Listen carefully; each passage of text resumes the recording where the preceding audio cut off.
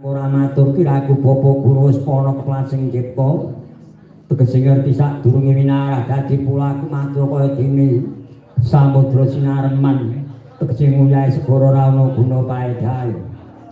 Ya kula najan Kong Rama sumurga pengen dadi panuwun kita lamun ndak wedharake padha karo Kong Rama Mbatan Cangkri manulun pribadi. Mula kinara kanggo pambukaning kandha mara tumiwatur kang cetha nggih Bathara Kala. Oh, iya. Yen kudu aku matur sale Bapa Guru sak temen kene Bapa. Dunalika dina ingkang wis kawuri aku nyasa alas. Wanjine bedhug kemangi ana sipating kewan walang kang tumempel ana witing aren. Kuwi mambantu tak saut tak mongso kewanku kok enak banget rasane. Awit nalika aku durung mangan kewan mau awakku lumpuh randene otot bayu.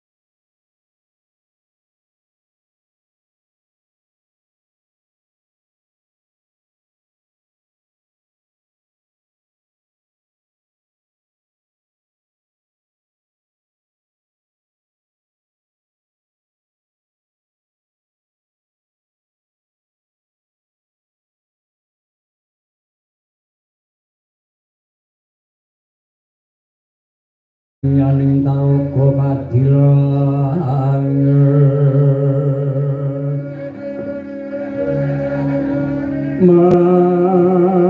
mahambang tanpa sulan pamaneka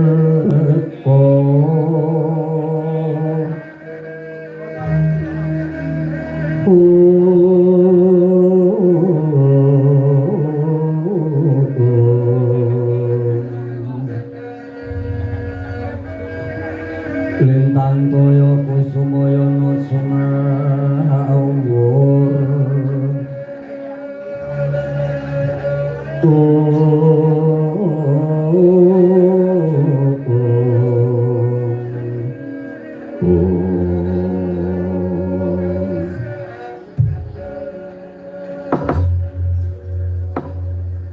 Omawi genang swastihastu nama sidam sibaratu tadastu hasdo Nuwun mangketa kakang-kakang kaneka putra rawuh ngandika kula ngaturaken pambagya panakrami mawan tuan kunjuk ngarsa paduka kakang Narada kawula nuwun.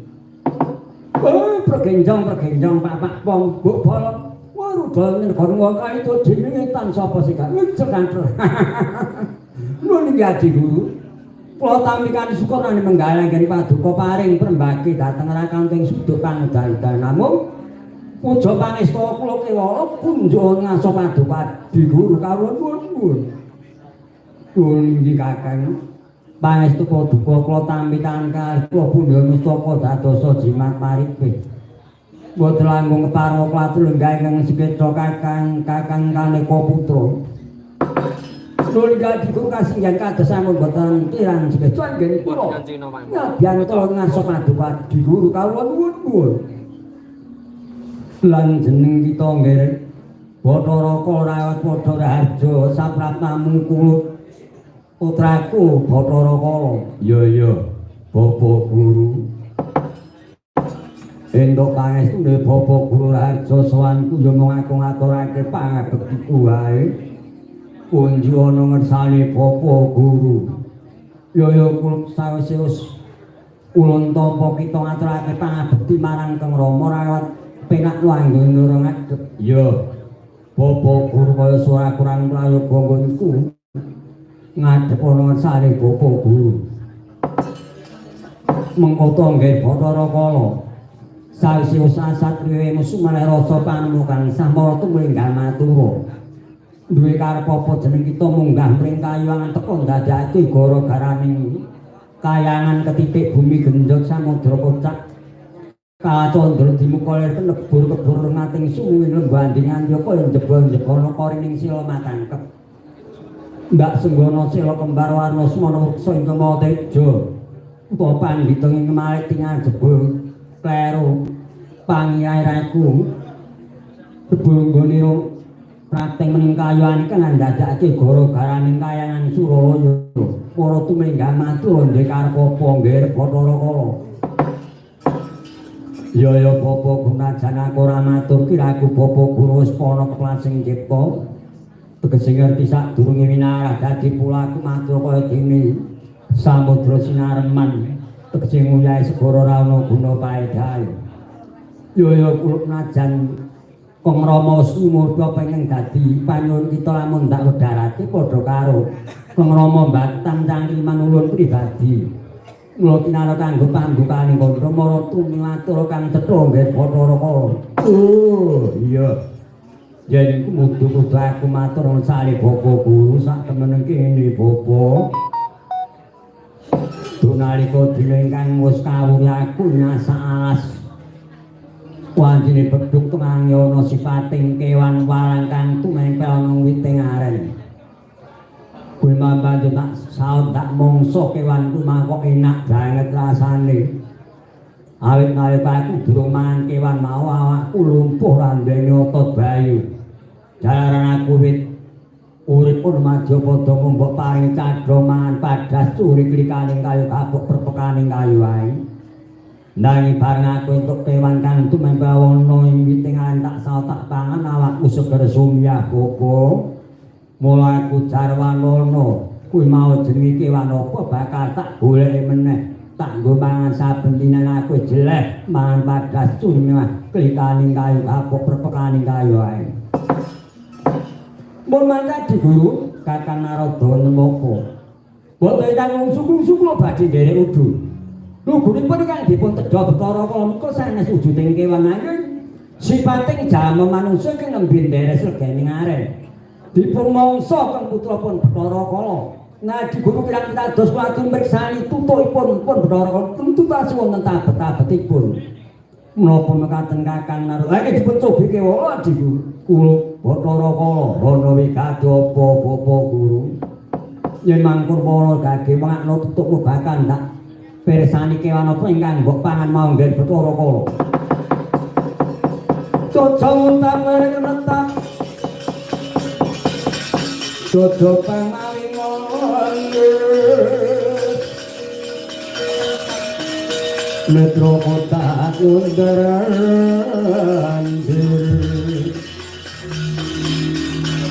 Esot numangoto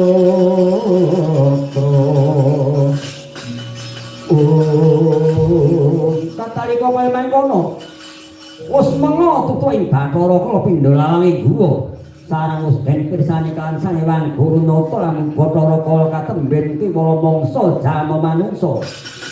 Katipek tas wonten daging yang nglilit wonten siya Bathara Kala.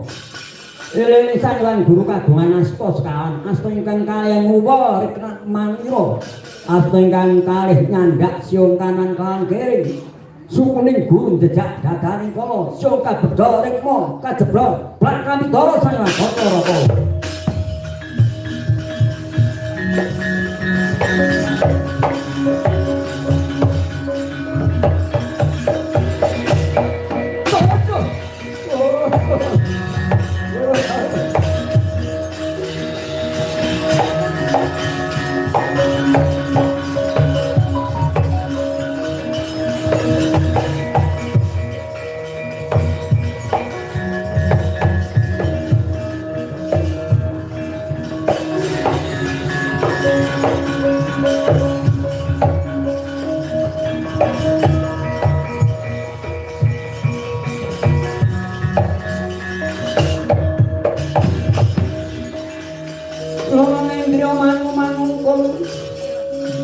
mangko kanduan reman kereno tanpa kanen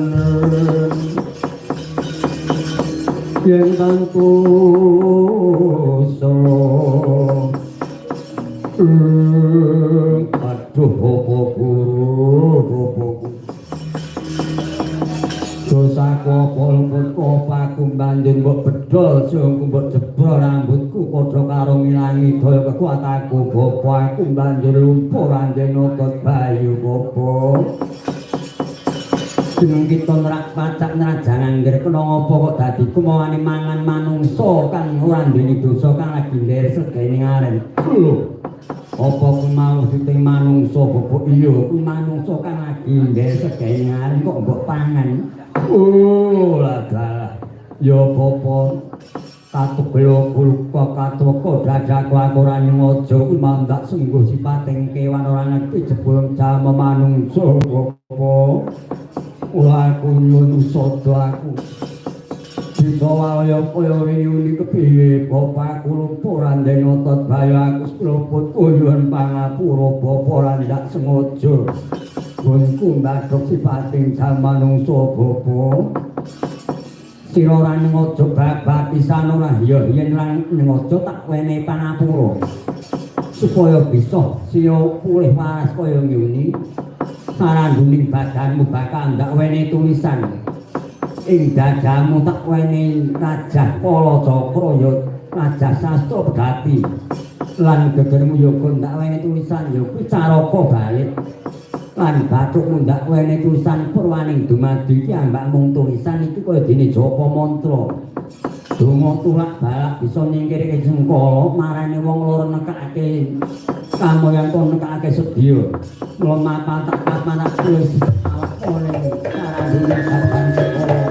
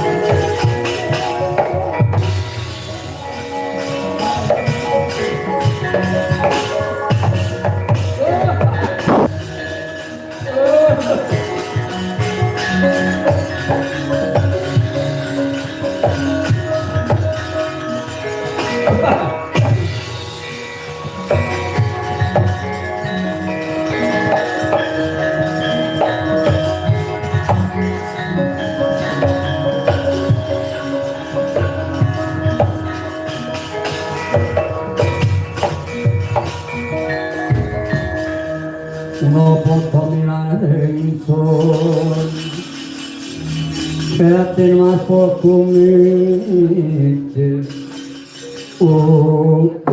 ladalah bopo guru sarang aku wis wene tulisan tok awakku banjur pulih waras pulih kaya nyuni bopo lho wong tulisane ora ketok ora cetha iki piye manadya pancen tulisan kuwi mapana sakjroning kulit sak jabaning daging ora sak dengah manungsa bisa maca. Lho, lah sing bisa maca piye sapa bapa? Ingkang bisa maca ya mung ana wong loro siji wong atuama aku kaping pindho sedulurmu kang tinemu tuwa. Lho, kok mengkono ku mengko redi kepiye? Werdine mengkene. Jeneng kita arep sekti mandra bumi sugih. Bondo donya pinter munjur langit nang aja pati-pati pisan wani karo wong tuamu ping pindho aja wani karo sedulurmu tuwa mergo wong tuamu kang ukir aja ragamu sedulurmu tuwa kuwi nalika isih bayi kadang tuyuga melu mlewenah gedhimu nggih Bathara-kala. Oh iya yen ngono aku kudu tansah ngejeni. Aja wani karo wong tuaku lan aja wani karo sedulurku tinemu tuwa. Iya. Mula besok yen ketemu manungsa kang bisa maca ana tulisane alamku padha karo sedulurmu tuwa kudu mbok bekteni kowe kudu manut sak apa perintahe. Ya yen ngono stukake gawe bapa guru. Lho dina iki seksana bapakku yen mbok gawe mangan kadas curi klikaning kayu kapuk prepekaning kayu anakku wis jeleh wis wegah bapa. Entuk aku njaluk pangan daging manungsa lan aku njaluk ngombe getih manungsa bapa. Wah, kados pundi diguruanipun Bathara-kala tuman sareng sampun ngrasaken daging manungsa. Yo yen mengkono nek pancen sira nyun daging manungsa kena nggih Bathara-kala nanging ingkang mbok pangan kuwi ya bocah kang nandhang Sukerta. Lho, wong kang nandhang Sukerta kuwi bocah kang kepiye, Bapa? Wong kang Sukerta kuwi iling-ilinga. Sepisan kang kena dinae bocah ontang-anting tegese wong duwe anak mung siji ora ndek tunggal kuwi bocah nandhang Sukerta kuwi dadi bagianmu to dadi panganmu. Oh, ngono ya. Ya wong tak iling-ilingi Bapa banjur piye meneh? Kaping pindhone bocah kedono kedini utawa kedini kedono tegese wong di anak loro lanang wadon utawa wadon lanang ku ya go dadi panganmu. Ya sabane meneh Bapa lan saklono ya ku bocah kembang sepasang tegese wong di anak loro wadon kabeh ya go dadi panganmu. Uger-uger lawang tegese wong di anak loro lanang kabeh ya go dadi panganmu. Oh ya. Ya ngono tak iling-iling sak banjure kepiye meneh Bapa. Banjur bocah sendang kabeh pancuran utawa pancuran kabeh sendang kowe werdine piye? Sendang kabeh pancuran tegese wong di anak telu. Wadone ana tengah ku pengawan sendang kabeh pancuran diapit pancuran tegese mbarepe lanang ragile ya lanang ku sendang kabeh pancuran. Yen pancuran kabeh sendang pancuran tegese lanang ana tengah banjur wadone mbarep karo ragil iku tegese pancuran kabeh sendang iku ya kok dadi panganmu. Oh iya. Yen ngono tak iling-iling Bapa ya sak banjure piye meneh. Lan bocah Pandhawa pendhawi si Pandhawa wong di anak 5 lanang kabeh pendhawi di anak 5 wadon kabeh. Ya sak terus piye meneh Bapa. Lek ana wong digawe ing desane kono ana wong kang dadaran di anak yoga bocah nandhang Sukerta kudu wajibe diserahke kan Kyai Dalang diwenehke karo Kyai Dalang sing ndalana kono kuwi mau. Oh iya kuwi jenenge bocah kuwi bocah tiba sampir nggih kala ya tak dose piye Bapa lan yen ana wong kang mecake gandhik nugelake pipisan lan sisik-sisik primora disingkirke sisikane lan ana bumbung wong ora dipecah lan gawe mau rampung duweni tutup peyongku ya kok dadi memangsanmu. Oh iya. Yen ngono aku malah nyuwun pamit Bapa tumuli aku bakal turun ngarsa padha golek manungsa kang nandhang Sukerta. Mengko bisa aja kesusu nggo selak muluk mung barang kang selak muluk nanging nggo mang aja mbok pangan urip-uripan. Kita tak wene wujude bedha paesan ki golek pangan. Yen sira ketemu manungsa kang nandhang Sukerta, yen mbok pangan kudu mbok sembelih luwih dhisik nggih. Nek wis mbok sembelih nggih mbok pangan ya. Yen kono bedha tak tompel aku nyuwun pamit Bapa.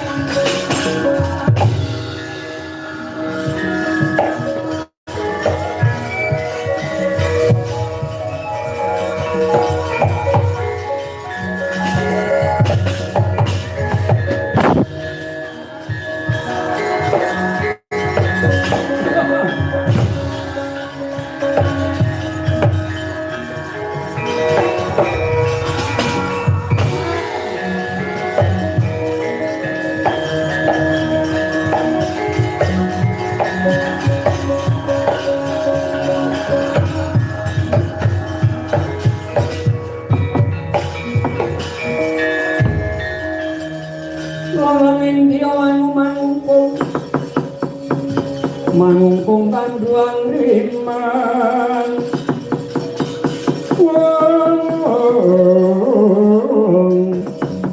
lereno tanpa kanen yen tantuluso tadi guru kados pundi Kakang Narada wangunipun nggih paduka paring sedan kangge Bathara Kala estunipun kekathah Adi Guru mongso yang gadah anak tunggal dados mangsanipun Kala yang gadah putra kalih dados mangsanipun Kala wah mongko wiwit jaman menika sepriki menika dawuhipun ing wajib kedah nindakaken bangun keluarga amrih sagedipun bagya mulya wah menika kan sami nyawisi Bathara Kala tentu telas kita Narada Adi Guru lajeng kados pundi Kakang badhe kados menapa Bathara Kala menika anak kula mongko anak polah menika bapa ingkang tuna dados pradak lan dipun tingali polahipun si anak menika leres menapa mboten leres yang sepuh kan nuntut puri handayani nek polahipun si anak menika nalisir saking bebeneran menika mboten perlu tiyang sepuh ngidini wah kados pundi Adi Guru lajeng kados pundi Kakang kula mongko sampun keladuk gawaken kaya Bathara Kala mekaten mongko pangandikaning dewa sabda pandhita pangandika raja ratu menika boten kenging molawali boten saged kula jabar sakmenika ngeten kula badhe nggadahi cara Adiku badhe kados cara kados pundi Kakang kula badhe ngawontenaken nggih menika Murma Kala utawi ngruwat dhateng Manjung Nandang Sukerto utawi Nandang Sengkala badhe kula ruwat supados sampun ngantos dados panganipun Bathara Kala nek kersa paduka mekaten kula namung manggan wah nggih nek atur matur nuwun paduka sami nyidini dhateng panyun kula namung kula titip menika siyuwipun Bathara Kala paduka paringaken Puramaya demi ampu anjali imanipun damel pusaka nggih menika pusaka nadah kayan Yai Jarak ngoceng tembini menawi wonten praging Sribat Bratayuda Jaya Pinangun pusaka menika mbendah ingkang gadoh menika taun mangsaipun ngaten siyong badhe kula taun piku tumuli dateng dipun ngadha padha badhe mrepeki dateng anak kula Wisnu Rama supados kula kanthi dados dalan turat inggih menawi namung nderekaken raja Dewa